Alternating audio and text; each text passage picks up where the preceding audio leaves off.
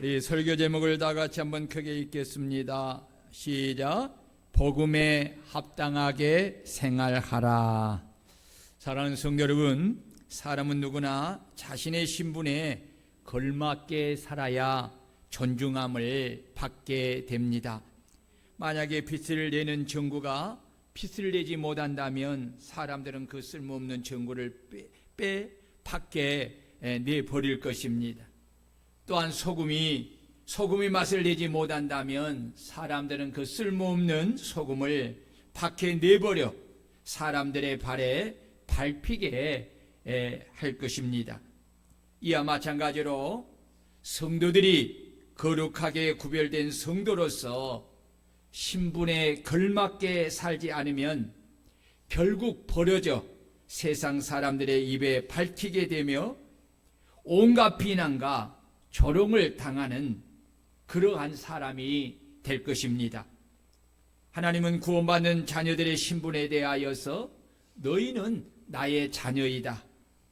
너희는 택하신 족속이요 왕같은 제사장들이요 거룩한 나라요 나의 소유가 된 백성이라고 말씀을 하였습니다.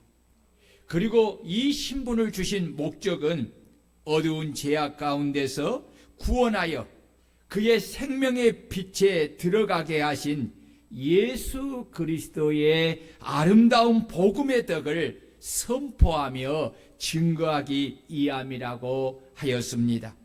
그러므로 우리는 나 자신이 세상과 구별된 거룩한 성도임을 인식하고 하나님이 내게 주신 거룩한 신분에 걸맞게 거룩하고 구별되게 예수 그리스도의 아름다운 복음의 덕을 선포하며 증거하는 복음에 합당한 삶을 살아야 합니다.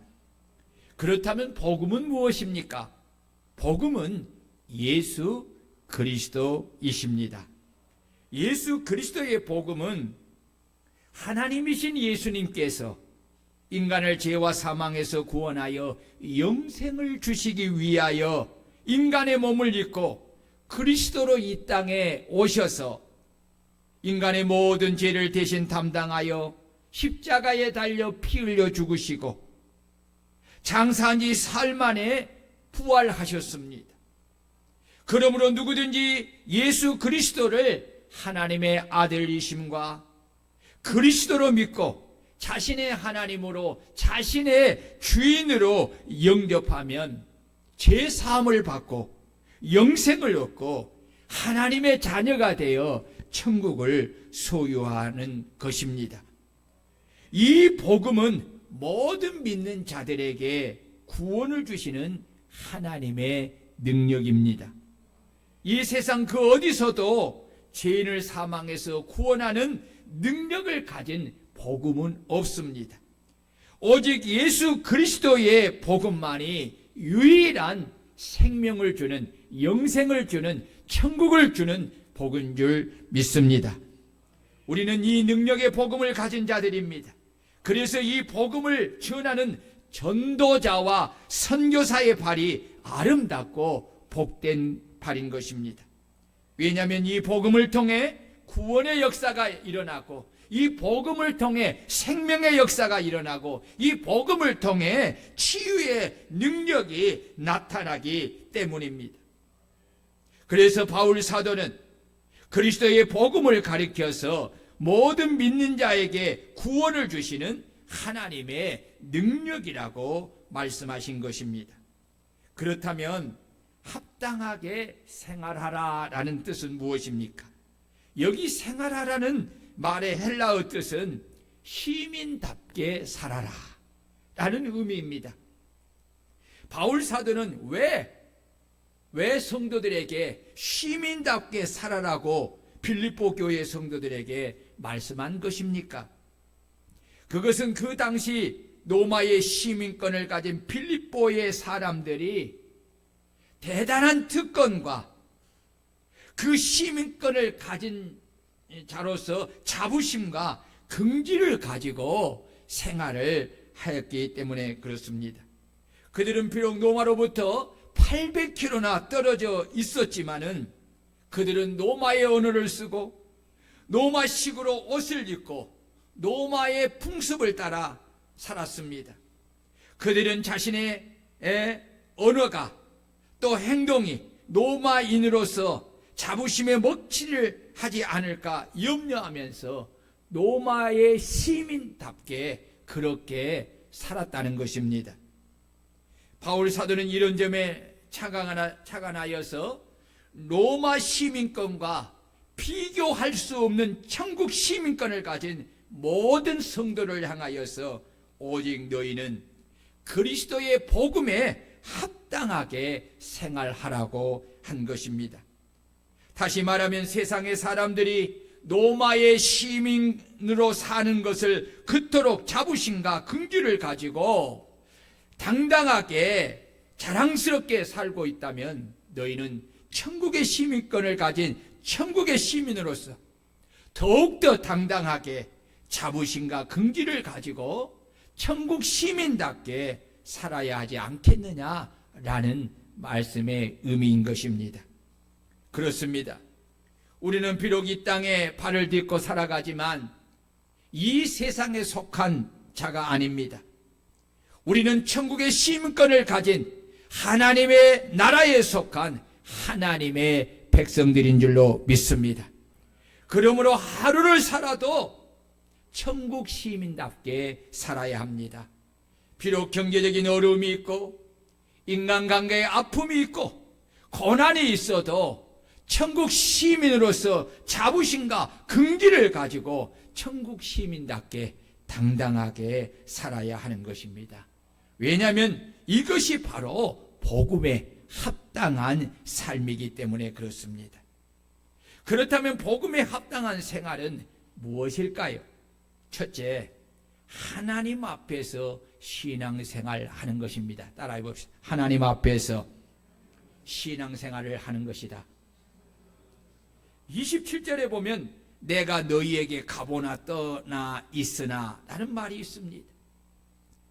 복음에 합당한 신앙생활은 주의 종이 보든 안 보든 주의 종이 알아주든 안 알아주든 항상 하나님께서 나를 지켜보시고 나의 행위를 따라 보응하신다는 것을 인식하고 하나님 앞에서 말씀의 가르침을 받은 대로 무슨 일을 하든지 하나님 앞에 죽게 하듯 성실한 마음으로 교회와 가정과 직장을 섬기는 것입니다.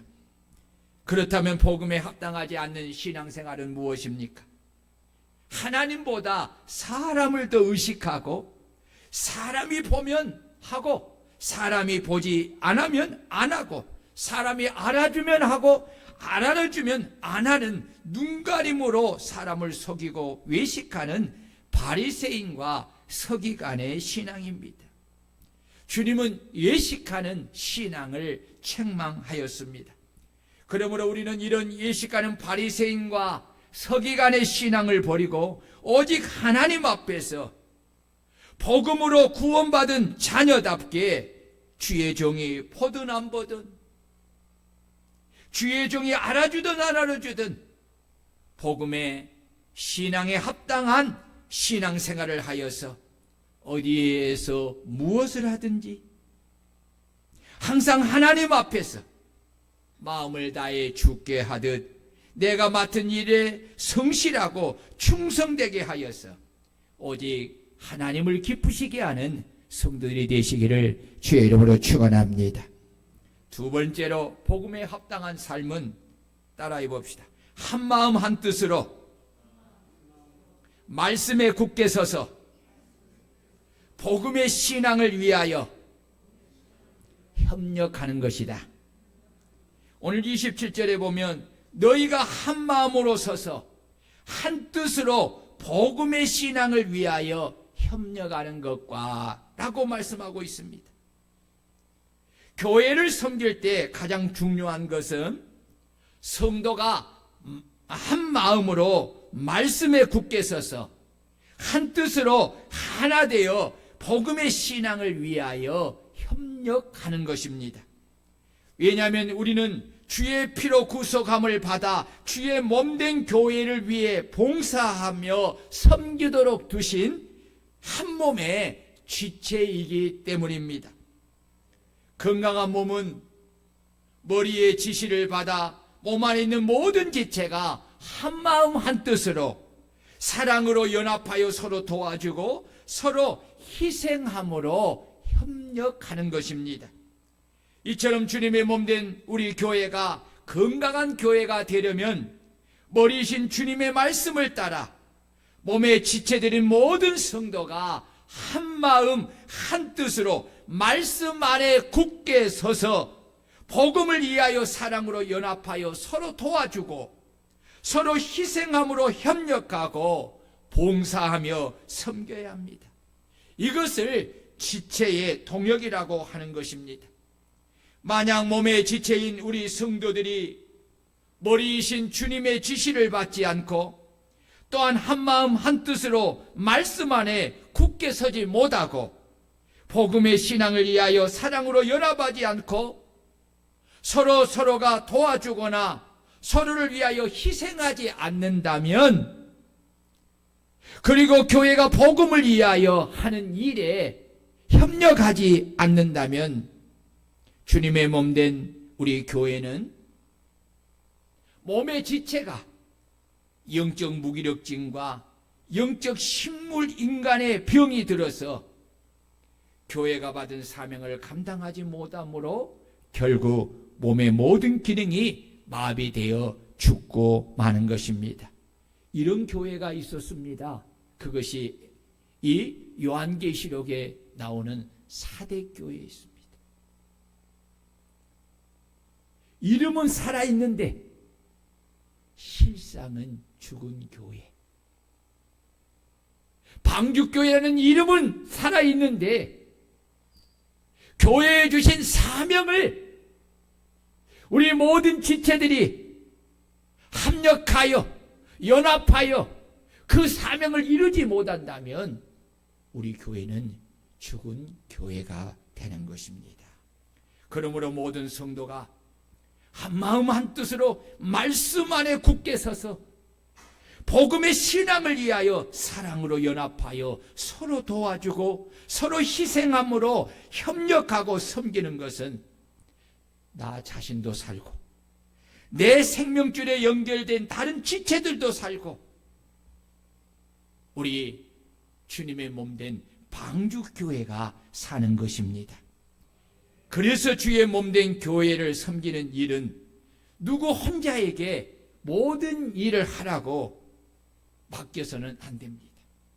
모두가 한 공동체의 운명체이기에 모두가 함께 교회의 공동체에 주신 사명을 감당하기 위하여 우리는 사랑으로 연합하여 내가 먼저 희생하여 도와주고 내가 먼저 복음을 위하여 희생함으로 협력하고 섬겨야 하는 것입니다. 왜냐하면 성도가 복음에 합당하게 생활을 하는 것은 내가 주님의 몸된 교회의 지체로서 마땅하고 당연하기 때문입니다. 또한 이러한 삶이 하나님께 인정함을 받고 사랑을 받고 축복을 받는 비결이기 때문입니다. 여기 협력이라는 말은 개인에게 쓰는 말이 아니라 단체에서 쓰는 말입니다. 여러 성도가 주님께서 몸된 교회 공동체에게 주신 한 목적을 위하여 한마음 한뜻으로 힘을 합하여 서로 돕는 것을 협력이라고 합니다. 주님께서 성도들을 구원하여 당신의 몸된 교회의 지체로 두신 것은 모든 지체가 한마음 한뜻으로 협력하여 주님께서 주신 교회의 사명을 이루라고 두신 것인 줄 믿으시기를 축원합니다. 깨닫기를 축원합니다. 그 이유가 무엇일까요? 그 이유는 하나님의 일은 몸의 한 지체가 혼자 모든 것을 다 감당할 수가 없기 때문입니다. 반드시 모든 지체의 협력이 필요한 것입니다. 그래서 예수님은 제자들을 전도하러 파송할 때에 두 사람을 짝을 지어서 내보내셨습니다. 한 사람이 복음을 전하면 한 사람이 복음을 전하는 사람과 또 복음을 받는 사람들을 위하여 기도로 협력하기 위해, 그러기 때문에 하나님은 바울 사도가 복음을 전하러 갈 때에 동역자들을 항상 붙여주었습니다. 누가를 붙여주었습니다. 디모데를 붙여주었습니다. 디도를 붙여주었습니다. 브루스길라와 아굴라를 붙여주었습니다. 누디어와 같은 동역자를 붙여주어서 바울 사도를 한마음 한뜻으로 협력하게 한 것입니다. 이는 모세도 마찬가지입니다. 이스라엘 공동체를 위하여 당신의 종으로 모세를 세우시고 그에게 이스라엘을 이끄는 지도자의 직분을 주시고 그를 돕는 아론과 훌과 여호수아를 곁에 두어서 그를 협력하게 함으로 받은 사명을 온전히 감당하게 하신 것입니다.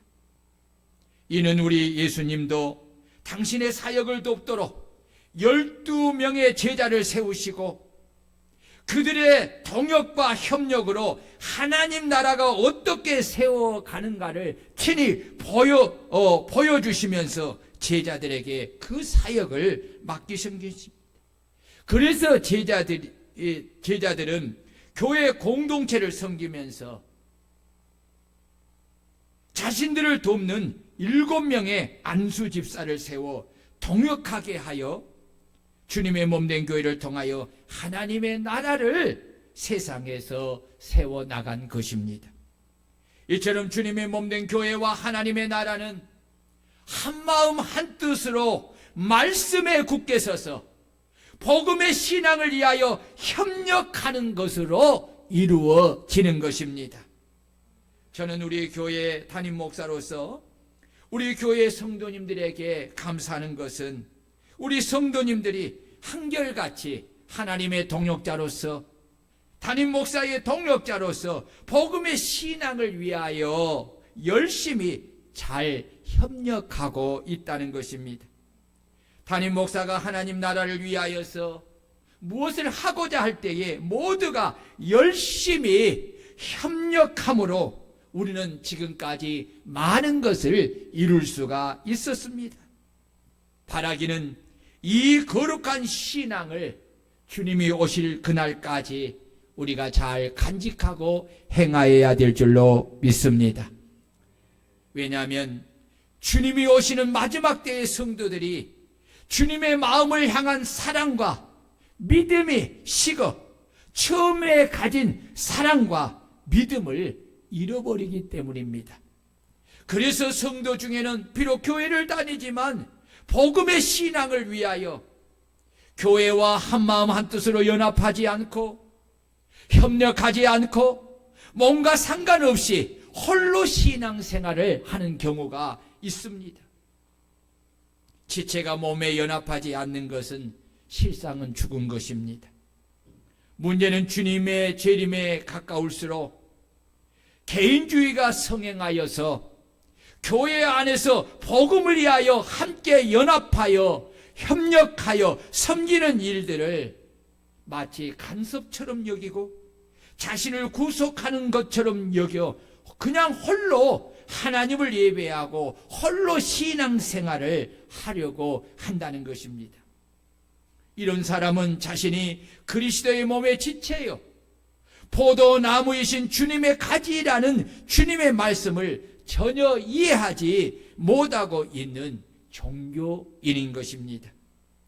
이들은 겉으로는 건강한 신앙인 것처럼 보이지만은 실상은 그리스도의 나무에 떨어진 가지이기에 죽은 신앙으로서 당연히 그리스도의 복음에 합당한 생활을 할 수가 없는 것입니다. 복음의 신앙에 합당한 열매를 맺을 수가 없는 것입니다.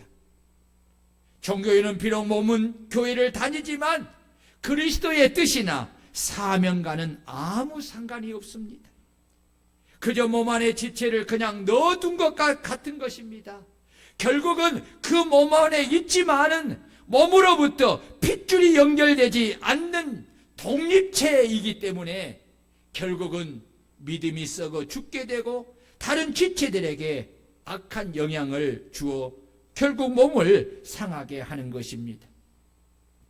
진정 내가 그리스도의 몸된 교회 안에 이식이 되어 한 몸이 된 지체가 된 성도가 되었다면 당연히 그런 교회가 주께 받은 사명을 이루는데 모든 성도들과 함께 모든 지체들과 함께 한마음 한뜻으로 힘을 합하여 복음의 신앙을 위하여 협력하고 사랑으로 희생하여 서로 도와 함께 주어진 사명을 이루는 성도가 되어야 하는 것입니다. 이것이 바로 그리스도의 몸된 교회 안에 연합된 지체가 해야 될 복음에 합당한 생활인 것입니다. 믿습니까? 성경은 우리에게 항상 연합을 강조합니다. 솔로몬은 한 사람이면 패하거니와 두 사람이면 맞설 수 있나니 세 겹줄은 쉽게 끊어지지 아니하느니라 라고 연합의 중요성을 말하였습니다. 연합은 사랑 안에서 한 마음으로부터 시작이 되고 한 뜻으로 이루어질 때 그 사명이 이루어지게 되는 것입니다. 적은 수라고 해서 역사를 이루지 못하는 것이 아닙니다.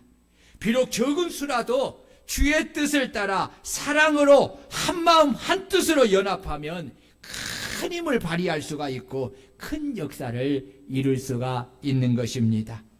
반대로 아무리 많은 수를 가졌다 할지라도 한마음 한뜻이 안 되고 각자대로 있다면 아무 역사를 이루지 못하는 것입니다. 비록 내가 가진 것이 적다 하더라도 모두가 한마음 한뜻으로 교회가 하고자 하는 하나님의 거룩한 뜻, 하나님의 나라와 하나님의 복음을 이루는 일에 몸과 마음과 뜻이 합하여 협력하고 기도하는 일에 협력하고 교회의 부흥을 위하여 협력하면 교회는 성장하고 큰 부흥을 이룰 수가 있는 것입니다. 이는 선교도 마찬가지입니다.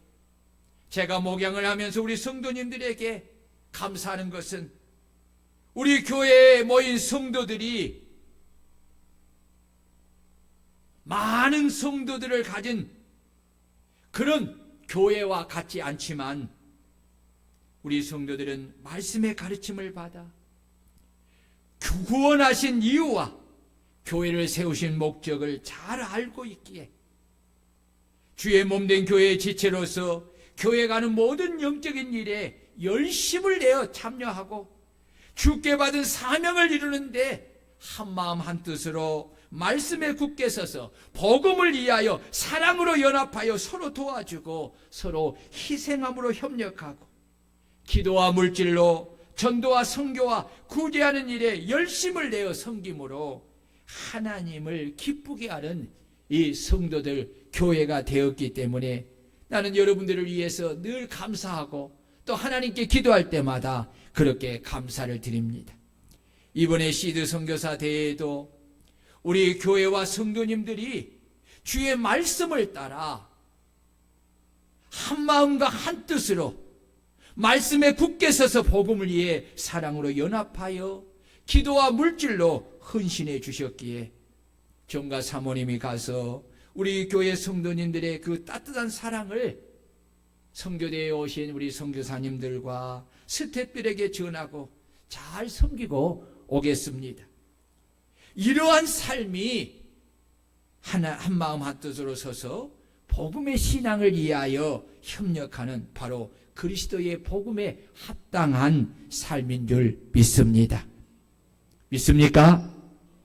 이것이 바로 복음에 합당한 삶인 것입니다.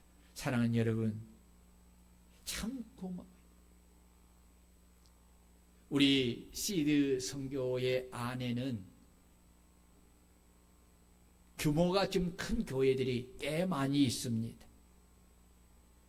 5,000명이 넘는 교회도 있고 3,000명이 넘는 교회도 있고 1,000명이 되는 교회도 있고 몇백 명이 되는 교회도 그렇게 있습니다.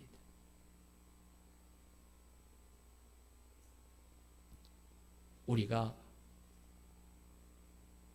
한 50명이 참여하는 우리 교회인데 그래도 그 지분의 10분의 1을 우리가 감당을 했어요. 그 큰 교회에서 내는 그 헌금의 10분의 1을 했어요. 비율적으로 보면 우리가 더 많이 한 겁니다. 여러분, 할 수 있다는 것이 내게 주신 복인 줄 믿습니다. 이것이 혼자 힘으로 되겠습니까? 우리가 비록 수가 작지만 우리를 구원해 주신 목적과 이 방주교회를 세우신 목적을 우리가 분명히 알았기에 복음을 전하고 선교하는 이 일에 우리가 작은 것을 다 기쁘게 즐겁게 한마음 한뜻으로 우리가 사랑을 따라 헌신함을 통하여서 우리가 이 일을 우리가 이루어가는 것입니다. 앞으로도 더 힘있게 해갈 것입니다. 그들보다 더 많은 일들을 우리가 연합하여서 해갈 수 있는 우리 교회가 될 수 있기를 주의 이름으로 축원합니다. 여러분, 주님의 몸된 교회를 섬기기 위하여서는 은혜 받는 일에 힘써야 합니다. 복음에 합당한 생활은 주님의 몸된 교회를 충성되게 섬기는 것입니다. 교회를 섬기려면 먼저 은혜를 받아야 합니다. 아멘. 왜냐하면 교회를 섬기는 일은 사람의 힘으로 능력으로 하는 것이 아니라 성령이 주시는 은혜와 능력으로 하는 것이기 때문입니다. 성령의 은혜와 능력을 힘입지 않고는 주의 일을 할 때 기쁨이 없습니다. 마음에 즐거움이 없습니다. 행복함이 없습니다. 반대로 마음이 무겁습니다. 힘이 듭니다. 무엇을 하려고 하면 부담이 됩니다.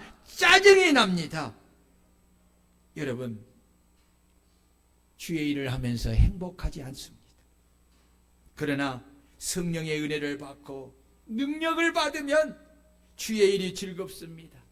마음에 기쁨이 넘칩니다. 힘이 들어도 즐겁고 기쁘고 행복해지는 것입니다. 여러분, 어려운 일이 있을 때 참아지는 것입니다. 혼자 일을 해도 언제나 주님이 그 마음에 있기에 결코 혼자라고 생각하지 않습니다. 그래서 복음에 합당한 생활을 하려면 성령의 은혜를 받는 일을 힘써야 합니다.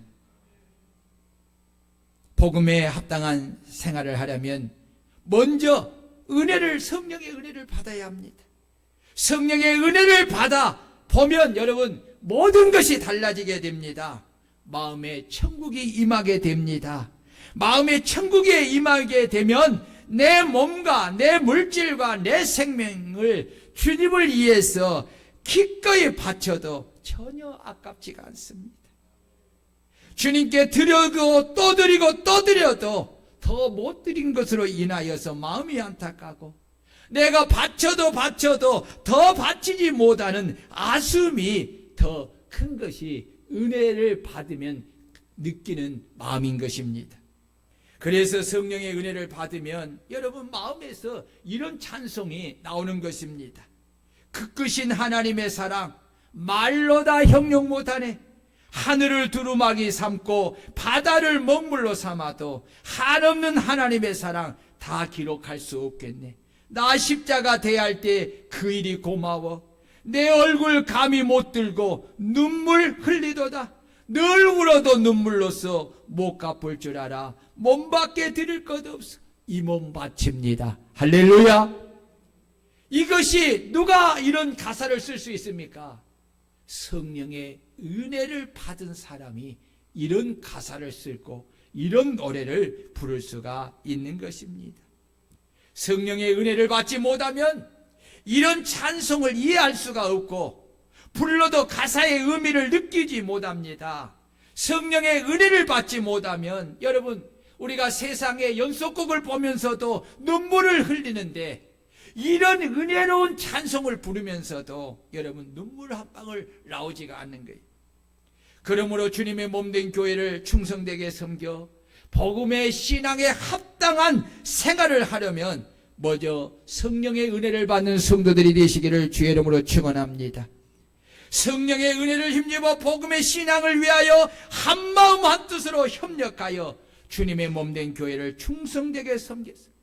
주님으로부터 잘하였다 충성된 종아라는 칭찬을 받는 성도들이 되시기를 주의 이름으로 축원합니다. 마지막으로 복음에 합당한 생활은 따라해 봅시다. 그리스도를 위하여 고난을 기쁘게 받는 것이다. 우리 29절을 읽습니다. 29절 시작.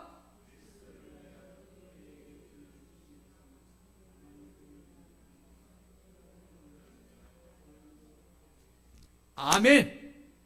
여러분 보세요. 성도들은 왜 주를 위하여 고난을 기쁘게 받아야 합니까? 하나님께서 은혜를 주신 두 가지 이유 때문이라고 말하고 있어요.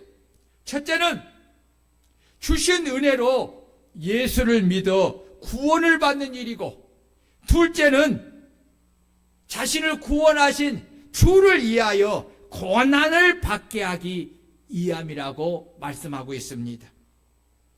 주께서 우리를 구원하여 주신 것은 주님을 위하여 살게 하기 위함인데, 주님을 위해 사는 것은 나 자신을 부인하고 주께서 내게 주신 사명의 십자가를 지고 주님을 따르는 것입니다. 아멘. 주님이 주신 십자가를 지고 주님을 따르는 길은 반드시 고난이 뒤따르는 것입니다. 주님은 제자들에게 분명하게 말씀하시기를 자기 십자가를 지고 나를 따르지 않는 자는 내게 합당하지 않는다고 말씀하셨습니다. 그러므로 주님의 제자의 삶은 성령의 은혜를 받아 주님께서 나에게 주신 사명의 십자가, 직분의 십자가를 지고 주님의 몸된 교회를 위하여, 복음을 위하여 고난을 받으며 사명을 감당하고 그 사명을 끝까지 이루는 것입니다. 여러분, 이것이 그리스도의 복음에 합당한 생활인 것입니다. 또한 우리가 주를 섬기면서 받는 고난을 기쁘게 여겨야 할 것은 고난 이후에 하늘나라에서 하나님의 상속자로서 상상할 수 없는 영광을 그리스도와 함께 받기 때문입니다. 이에 대하여 바울 사도는 자녀이면 또한 상속자 곧 하나님의 상속자요 그리스도와 함께한 상속자니 우리가 그와 함께 영광을 받기 위하여 고난도 함께 받아야 할 것이니라고 말씀하고 있습니다. 그렇습니다. 우리가 주와 복음을 위하여 교회에서 하는 모든 일을 협력함으로 인하여서 받은 현재 고난이 아무리 크다 하여도 장차 하늘에서 받는 상의 영광과는 비교할 수가 없이 작은 것입니다. 그렇게 우리보다 앞서 믿었던 믿음의 선진들은 다 한결같이 자신에게 주어진 직분의 사명에 십자가를 기쁘게 지고 고난을 달게 받은 것입니다. 여러분 보세요.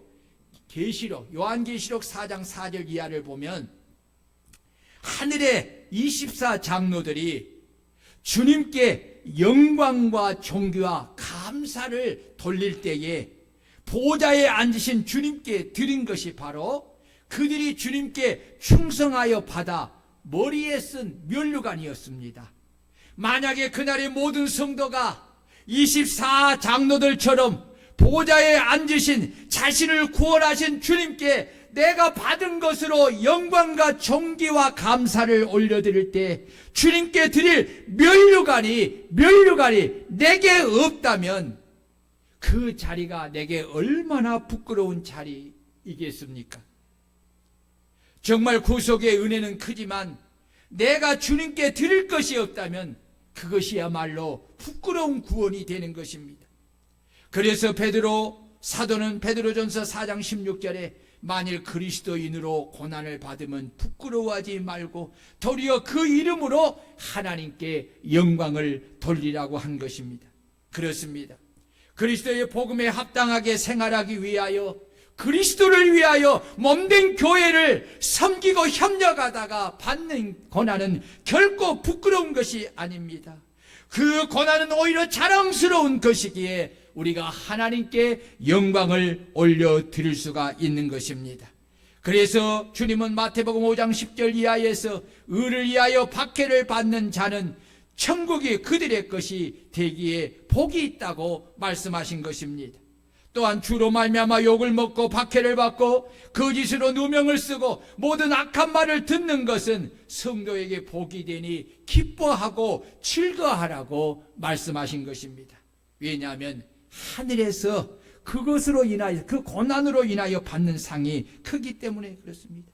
전에 있던 선지자들도 이같이 복음을 위하여 살다가, 복음을 전하여 살다가 박해를 받고 다 주께 상을 받은 것입니다. 바울 사도는 천국에서 의로운 재판장이 되신 주님이 주실 면류관에 대한 소망이 있었기에 그는 복음을 전하면서 그리스도를 위한 고난을 많이 받으면서도 그 고난을 기쁘게 받고, 또한 믿음의 아들 디모데에게도 복음과 함께 고난을 받으라고 권면하고 나와 함께 복음을 위하여 고난을 받으라고 재차 강조하여 말씀하신 것입니다.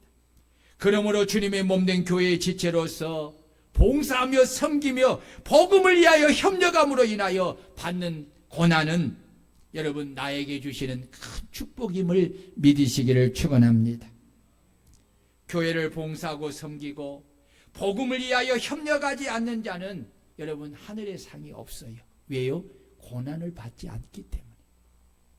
여러분 교회를 다닌다고 고난받아야 하니, 내가 주와 복음을 위하여 협력하고 내가 하나님의 나라를 위해서 내가 헌신할 때에 고난이 받게 되는 것이지, 그냥 교회 다닌다고 나 혼자 신앙생활하면 절대로 고난이 없습니다.